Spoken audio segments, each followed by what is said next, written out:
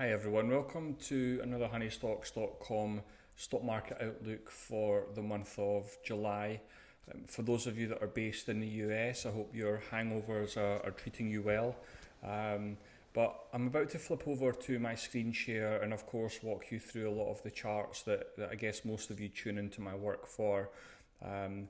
There are a few charts that I want to expand on that I put out last week, and there are some charts that I've had a lot of emails and messages on from my posts over the weekend, just with regards to the broader market, technology, and of course I've got quite a few ideas for you for the forthcoming few weeks that I think make a lot of sense. A couple of things to maybe just get out there off the bat is I'm not a day trader. My time horizon is weeks, sometimes months. I'm not in the market for little 10-cent moves, 20-cent moves. I want to be in the market for $20, $40, $200 moves. I'm primarily a trend follower, elements of swing trading in there from time to time, but really I'm looking to maximize capital returns, and I use technical analysis to do that. So hopefully you get some insight from this, hopefully you get some ideas. And if you do get some value from it, please do like it, share it, subscribe, all the good stuff. It all helps to kind of get my work out there. So let's flip over to my screen share and let's see what the market's throwing at us over the next few weeks. Now, before I dive into the charts, I think most of you understand this already, but please do your own due diligence, read that, pause it, make sure it's understood. Maybe to give myself a little bit of credibility, I'm registered with the CMT Association, working my way towards my chartered status, and technical analysis is something that I'm widely known for. I do this professionally. If you get some value from this, please do subscribe to our channel, give it a like, give it a thumbs up, like I said at the start. So, I think the logical place to start is maybe with a broad market overview for around 5 minutes. And then of course, I have around 15 individual names that I think you can probably add to your watch lists. Now, this chart of mine has had quite a bit of attention over the last couple of months. I have been consistent in my belief that the S&P 500 pushes up against this Fibonacci level. Now, hopefully the chart and hopefully you can see why these levels do matter. Now, I don't necessarily want to get into Fibonacci, how it works. I don't fully understand it either, but for some reason the stock market respects these levels.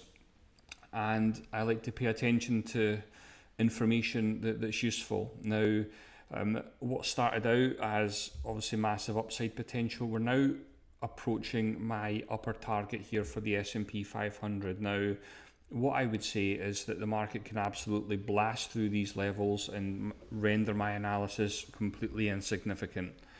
Something that really, I guess, annoys me about a lot of technical analysis is the absolute view that this is absolutely going to happen. Now, something that I understand is that technical analysis just simply allows me to manage risk a little bit better. It doesn't provide us with a crystal ball, but it just helps us to understand what the key levels are in the market and where we might start to encounter a little bit of chop. And for me, this level in the S&P 500 is fast approaching. So I would just urge anybody out there that values technical analysis to maybe have some kind of plan in place if we do see historic sell-offs, which we have seen in the past. I would just encourage not to get too complacent over the last couple of weeks and the moves that we've seen, especially with technology. Now, to counter that, we've obviously got the Dow. Now, the Dow has been in a range for me over the last 6 weeks, and for me it looks like it's potentially starting to break out. So what does that mean? Well, we've got the small caps pushing up against resistance levels. Now, it's going to be very interesting. I think most of us understand that if small caps break out, that's where a lot of returns can be made, because small caps, they're not those 1 or 2% dinosaurs. You know, these small caps can move 6, 7, 10, 15% in a day, and I want to be part of that. So I'm looking for a breakout in the small caps. Now, this is a chart that has been provided to our clients over the last couple of weeks. Obviously, we've had a massive breakout from this range in technology, and I'm assuming most of us have done pretty well in technology over the last couple of weeks. But we are in this level where we're in overbought territory, so we can reasonably expect a bit of a pullback in technology. And what I suspect we will see is a pullback in technology, and we'll see some kind of rotation into the Dow, small caps, industrials, some of the areas that have been beaten down a little bit before money plows back into technology. Something that I think most of us probably understand is that, you know, rotations are taking place all the time. For me, it's almost impossible, even as a professional analyst, to call these rotations on a day-to-day, week-by-week basis. So what I understand is that with every trend in the market, it takes into account all rotations. So we're going to have these pullbacks in one area, other areas are going to move higher, but the key driver of technical analysis, in my view, is for you to just stick with the position that you currently have, and focus on the individual chart that you currently own. It's very easy to kind of get taken about on these long road trips around, you know, various different sectors, but I think the key message would be just to focus on your individual charts. We've got the Russell 1000 Growth ETF starting to move higher now. Again, very similar to technology, I would expect a pullback, but in my view, it's probably going to be a pullback that can be bought into. Of course, if we do see any kind of pullbacks, something that I look out for are, it's the humble failed breakout. It's helped me to get defensive ahead of crashes, ahead of corrections, etc. And actually, don't take my word for that. I think what I'll do at the end of this video is link the analysis that was provided to our clients before the crash last year, and you can see how technical analysis works in real time. I don't use the magical hindsight indicator that most of you will be observing in a lot of social media work. We've got growth versus value. So this is what's called a ratio chart, and we are above the 2000 high. So this is a chart that divides growth by value, and because we're above this level from 2000, it tells me that growth is outperforming value. So yes, we had a rotation into value for around 6-7 months, and something I was on top of at the time, but now we've had a change in trend and we're back to growth. Now technology has broken out. Clearly technology is doing very, very well. I've got lots of technology charts prepared. We've got solar. Now solar had a bit of a pullback last week, but what I like to do is just observe the chart. I'm not looking at minute time frames. I use daily, weekly, monthly charts. In my view, this is looking like it's a textbook. It's maybe starting to build the right side of a base. So I think solar, it is an area that has been beaten to death over the last 6 months, but it is now an area that there is a strong focus with my work, especially with my clients and members, etc. I think we're building the right side of a base here, and of course there's some individual names that are quite interesting. Biotechs. Now I put out a couple of charts a few weeks ago with biotechs and got a bit of attention in the professional community as well as on social media. Again, we're looking at the building the potential of the right side of a base. I did call the bottom in biotechs with bullish divergence. It's up 16% from its lows. But what's really interesting for me and of course my work is seasonality with biotechs. Now this is the IBB ETF, and as we can see here, July is a historic big performer for biotechs. Now, that isn't a guarantee that biotechs are about to blast off in the month of July, but it's certainly information that we can use to make better decisions. Again, we can see that in the month of July, XBI seasonality is reasonably strong. Of course, biotechs in October, not so strong, but I think biotechs are an area of focus for me over the month of July. It's an area that you know, like I said, I've been on top of for a while, and there's some names that I have prepared. And of course, we've got semiconductors looking to break out from a double bottom. Now, that leads me on to some individual names. Like I said, I think I've got about 15, maybe 20 individual names, some updates, I think, from the analysis that I put out a couple of weeks ago. But we've got Amazon. Now, I think we all know Amazon has been in one massive sideways chop, let's call it an options killer. And for me, this is in the textbooks. We've had a slight pullback here, so it does look like it's tightening up for a potential breakout here in Amazon. So, you know, if that breaks out, what does that mean for technology? It's probably not bad news, but I think because of the weighting that it has with, you know, consumer discretionary, etc., then I think that can be an area to look at as well. Now, going back to the biotech theme, obviously Moderna, massive company. I like it very much. It has broken out last week. It seems to be holding its breakout level. Of course, I think if it starts to break below 225, 224, then, you know, for me, it might represent a failed breakout. But for me, I take the view that I just remain bullish above these levels. Now, going back to the Amazon chart just for a second, although Amazon has been chopping sideways for the last 18 months, please note the S&P 500 continues to move higher. So although Amazon hasn't done anything for 18 months, the market doesn't need big tech to participate for it to keep moving higher. So that's something to obviously bear in mind. We've got Google. Again, very close to meeting our upside objective here. I think there's another 13% left with Google. I'm using Fibonacci for my targets here, and again, we'll see how far that one goes. I got quite a few messages on this one because I posted this one to social media a couple of days ago, just over the weekend.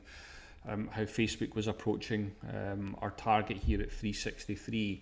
Now, you know, just to kind of go back to what I was saying at the start is, although we have these targets, that the market doesn't really care about my targets, but like I said, it helps us to manage risk. So when we start to approach these levels, I just simply like to just start moving up stop losses, place them below, you know, key support levels, and then, you know, you're clearly hoping for the stock to break out to the next level. Now, if Facebook breaks out above that 365 level, I think $500 is a very logical second target. Microsoft, this is something that's possibly lost on, I think, many technical analysts out there. You don't need to use price in order to be in a range. You know, for example, with Microsoft, it was a perfectly logical buy point for me at the bottom of this range. Of course, we have now broken out of this range, so that tells me the breakout has momentum behind it. And I think a pullback is reasonable to expect. RSI is at historically high levels here at 77. So I think a pullback in Microsoft is opportunity to buy it. Please note, I never advocate shorting stocks that are in uptrends. I have seen many face rippers over the last few years. I think Tesla, I think anybody that was caught shorting something like Tesla, Netflix has won in the past as well. I never advocate shorting. So although I'm saying a pullback can reasonably be expected, You're asking to have your face ripped off if you start shorting stocks in uptrends. That's just something I've learned over the years, and take that information what you will. We've got Apple. I'm expecting a test of all-time highs here of Apple. I'm not going to break the internet with that thesis, but it has held its 200-day simple moving average, and it seems to be moving very, very well at the moment. I think we can expect a test of the all-time highs in Apple, but I think it's going to tie in with the S&P 500 meeting my upside objective. So I think what happens, we probably test all-time highs here, and for me that'll be a cue to just tighten up my stop loss, protect profits, and we'll see what happens with the broader market. Square Inc. For disclosure, I've got multiple positions running on Square Inc. It was also a stock that was recommended to our clients and members 6 weeks ago, 40% upside objective, and we've got a target here of around 285. Roku, probably going back to what I was meaning about building bases. Roku has built the right side of its base after pulling back to its Fibonacci retracement level, so it is now hitting our upside objective here, but if it can get above 487, we know the bigger the base, the higher in space. That looks like a textbook base building for me. I think Roku could potentially be building a base for a breakout. But please do note, I never advocate buying breakouts or buying in on a thesis that it will break out. Price needs to confirm the breakout before buying in my view. Buying in here doesn't offer any kind of risk to reward proposition in my opinion. So yeah, 487 is the level. Going back to the solar theme, building the right side of the base, I think SunPower makes a lot of sense. It has broken out above its 200-day simple moving average. This is a chart and a stock that's been recommended to clients and members over the last couple of weeks, and it's now looking like it is potentially starting to move. Enphase Energy, again, solar theme, looks like it's close to breaking out. MGNI, now I own a position in MGNI. I like the stock very, very much. I think it's going places. There was some news that came out last week, I believe, about an acquisition. I had a couple of downgrades, I think. But for me, as long as these technical levels are respected, I will be remaining bullish. And for me, as long as MGNI is holding above the 50 SMA, then I'm quite happy to hold it. I think if we start to break down below the 50-day simple moving average, then technically that's a problem. And for those of you that like to dollar cost average, etc., that's not my game. I prefer to just cut the position and go and buy something else. We've got Garmin broken out now above a level of 146. We've got room for it to run with RSI. We've got excellent relative strength. Vail SA, I like it above 23. Now, what this stock has a tendency to do is to consolidate and then break out, and then consolidate, breakout. I view it exactly the same. I think we've been consolidating over the last couple of months, and I think it's looking like it's potentially poised to break out. This is what I mean, I guess, by waiting for confirmation of a breakout. I look for daily closes. I'm not buying in on 5-minute breakouts on intraday time frames. I'm looking for a confirmed close on daily charts or weekly charts, and I like it on a close above 23. Peloton has had a big breakout, massive buying candle here. It's above its 200-day simple moving average. It has pulled back. Many of you will have heard me say in the past, pullbacks and uptrends oftentimes offer opportunity. I think Peloton, provided it's above that 200-day, above $118, then I think you can remain bullish. C Limited, probably going back to what I was just saying about the confirmed breakout. Sometimes for my work, it's quite important to understand is it the daily chart or is it the weekly chart that holds a lot of relevance? For me, C Limited, I think the weekly chart, I think we had an excursion on the weekly chart. It tried to break out but ultimately failed. Last week wasn't a great week for C Limited, but to put it into perspective, if you look at the run that it's had over the last couple of months, is a down week really that big of a deal? Not for me. So I'm just patiently waiting for a confirmed weekly breakout. And I think if it closes above 286, you probably see C Limited start to rip higher. Below this level, I don't see the point in taking any new positions. But I think if you can get a breakout above this level, then that might well be the route to go down. CrowdStrike holdings, other thing to say as well, if you are getting some value from this, please do give the video a like, thumbs up, subscribe, leave a comment. Like I said, it lets me know to keep doing more of this. We've got CrowdStrike, I think it's holding above its breakout level, and the 20 SMA is looking like it's catching up to price. That's something that I also look for as well, is when the SMA or the simple moving average catches up, that can often be the catalyst for buying volume to come in. So I think CrowdStrike, as long as it's holding above that breakout level and as long as it's holding above the 20 period simple moving average, I think it's a buy. Caterpillar is one that I'm keeping a very, very close eye on. I think for those of you that follow my social media stuff quite closely, you'll know that I called a bottom in this a couple of weeks ago. Just purely on the RSI, it was massively oversold. So quite often that can be a bounce play, if you want to call it that. But the other thing, in the same way that we can see that Caterpillar is a 50-day simple moving average uptrend, we also know that when a stock starts a downtrend, we start to see the simple moving average act as resistance to price moving back higher. So I have my eye on this 20 period simple moving average. If we get declines at this level, then I think it's just a case of managing risk and obviously not taking any losses on a position, preserving profits. If we get above that 20-day simple moving average, it's then a case of watching the 50-day simple moving average. But I think we probably all understand that Caterpillar is a great company, and I'm not going to bet against great companies, but what I will do is manage risk. I think that's the key piece of information there.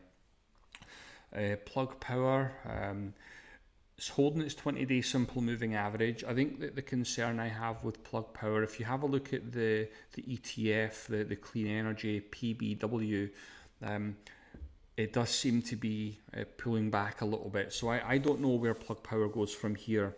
This is a stock that's been recommended to clients, members. I have a position in Plug Power as well. But I think for me, if it starts to pull back here, again, I'm probably just going to cut the position below the 20-day simple moving average. If it continues to hold the 20-day, then that's okay for me. But I think it makes a lot of sense to manage risk, and Plug Power essentially, it's for me been a bit of a bottom call, which can really go either way. But I think above the 20-day simple moving average, I think all is okay. Now, Nvidia, massive breakout. I think most of us understand this. This is a chart that was provided again to our clients, and we've got very high RSI. So what that tells me is that we can reasonably expect a pullback in Nvidia. We've got RSI up at 82 at the moment. Yes, it can definitely go higher, but I wouldn't be looking to buy new positions in Nvidia at this point. I think the bulk of the move has already taken place, and I think that there is a logical target here of the $1,000 round number. The market does respect these round numbers, but I think pullbacks and uptrends offer opportunity. I think for me, it's a case of just waiting for a pullback in Nvidia and revisiting it. And potentially taking a buy position. I like Snowflake above 256. I think there's 28% upside if we get a breakout above 256. Match Group is approaching our 175 target. I think if we get a breakout above that level of 175, I am using Fibonacci and I would have an upper target there of 230.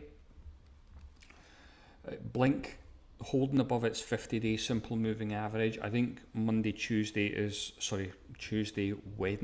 is going to be big for this particular name. Now, something to bear in mind is that when there's a huge short interest on a stock, there's a short interest for a reason. Very risky. I think what you're really looking to do is you're essentially betting on a short squeeze. If that short squeeze does not come in, it becomes very, very problematic. So I would advocate using risk-defined options, and I wouldn't be advocating buying the stock. But that's my own personal approach. But for me, I do hold options in Blink Charging, and I'm just remaining bullish above the 50 simple moving average. We've got Cloudflare, massive breakout. It has now broken out above $100, the round number, and it's continuing to move. This was recommended again to clients and members on this breakout, and it looks to be moving reasonably well. Twilio, probably playing into the software space. We've had a breakout, a little bit of follow through. It's pulled back a little bit. RSI has dropped, which is a good thing. Could be poised to take the next leg higher. Applied Materials, I think there's 24% upside, plays into the semiconductor breakout. I think there's good relative strength. I think there's room to run with RSI. And there's a 174, 175 target. Mercado Libre, bullish above the 200-day simple moving average. I think it's had a breakout, it's consolidating, and we are above a key Fibonacci level, and I think you just remain bullish above the 200-day, or you could keep it simple and say you're bullish above $1,500. And we also have CRISPR Therapeutics approaching our initial target. I posted this chart to social media around 10 days ago or so, and it has broken out, big breakout, and massive move higher. So that's the outlook for July. I think for anybody that maybe struggles with technical analysis, you can maybe stick around for a minute or two. But if you have got some value from that, like I said at the start, please do subscribe to our channel, give it a like, give it a thumbs up. Let me know what charts are on your radar for the month of July. What areas of the market am I missing? And I'll do my best to reply. But if you are somebody that struggles a little bit with technical analysis, feel free to go and jump on our website at honeystocks.com. We provide technical chart and research to traders, investors all over the world, both retail and professional. We have professional clients, and what we provide with our membership, very similar to the analysis that you've just watched. We provide our premium weekend analysis to our clients and members every Saturday for the week ahead. We also provide a halftime analysis on a Wednesday, which is a much shorter version. We provide weekly trade ideas. I'll show you what that looks like in just a second. We provide full access to an investing and trading community. Lots of very smart traders, investors all over the world. We've got charting support if you're somebody that would like a second opinion on a chart, or you would like my input personally on an individual name. I have a very professional setup. I have an app available, desktop, iPad, whatever. You can reach out to me, you can ask me for a chart, and I'll provide my chart usually within 24 hours. And we also provide full access to our technical analysis program. So if you are somebody that maybe struggles a little bit with technical analysis, You'll have full access to my technical analysis tutorials program, and hopefully you can build charts like I can within a couple of months. So that's really what our memberships provide. All you need to do is just click on join membership here, and it will take you through to all the finer details. But just to kind of show you, I think, what the ideas look like. This is a recent idea that went out for Square Inc. Obviously, massive move so far. It's doing as planned. We've got Cloudflare that was recommended way back at $85. You've just seen the chart, that's up at 106. We've got Antero Resources. This is hovering around $15 at the moment, so that's up 50%. We've got Yeti, another massive move. Plug Power last year, that was a 400% plus move, and yeah, I'm very unique in what I do. Because I'm registered with the CMT Association, I also have a code of ethics that I need to abide by. It's professional standards, and I log every single trade idea that I have ever put out to my community, my professional clients, my retail clients over the last 4 years. So feel free to go and check the charts and the names that I recommend. You can go and have a look and see if the types of names are the types of stocks that you like to buy, and you can make a decision as to whether my membership is a good fit all round for you. But like I said, every single one of them is recorded, zero emissions, and yeah, I think probably speaks for itself at this point. Some of the testimonials, Vince, second year in a row, his trading account is up over 100% for the year. Other members like to use options, half ARPAN, 600% in 3 days, 7,000 profits, trading options again, Iron Condor, Shop, Tesla. Again, we've got investors that are taking their accounts from 90,000 to 160,000. So I think if you're looking to maybe get away from day trading, maybe you want to learn technical analysis, or maybe you're just too busy to filter through thousands of stocks and want to be part of a community, feel free to do your own due diligence, check out our website, and it's only $500 annually, so lots and lots of value there if you're somebody that likes the network and the support on a daily to weekly basis. So go check that out. But if you've stuck around to the end, thank you very much for watching, and best of luck in the markets for the month of July. Thanks as always.